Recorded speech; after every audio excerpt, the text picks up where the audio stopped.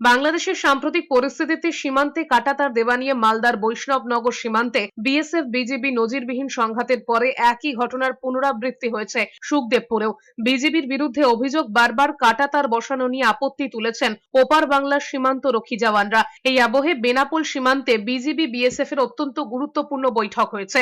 খবর সমন্বয় ও শান্তি বজায় নিয়ে দীর্ঘক্ষণ বৈঠক করেছেন দুই সীমান্ত রক্ষী বাহিনীর শীর্ষ আধিকারিকরা।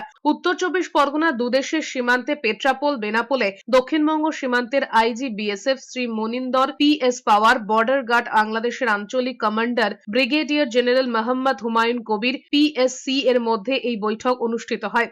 বৈঠকে সীমান্তে সমন্বয় ও শান্তি বজায় রাখার পাশাপাশি দুই সীমান্ত নিরাপত্তা বাহিনীর মধ্যে পারস্পরিক সহযোগিতা বৃদ্ধির ওপর আলোচনা হয়েছে। কমান্ডাররা যেসব বিষয় নিয়ে আলোচনা করেছেন তার মধ্যে উল্লেখযোগ্য আন্তঃ সীমান্ত অপরাধের বিরুদ্ধে যৌথ প্রচেষ্টা, সীমান্ত এলাকায় উন্নয়নমূলক কার্যক্রম, অবৈধ সীমান্ত অতিক্রম প্রতিরোধের ব্যবস্থা এবং কার্যকর সীমান্ত ব্যবস্থাপনা। It was a general meeting on the,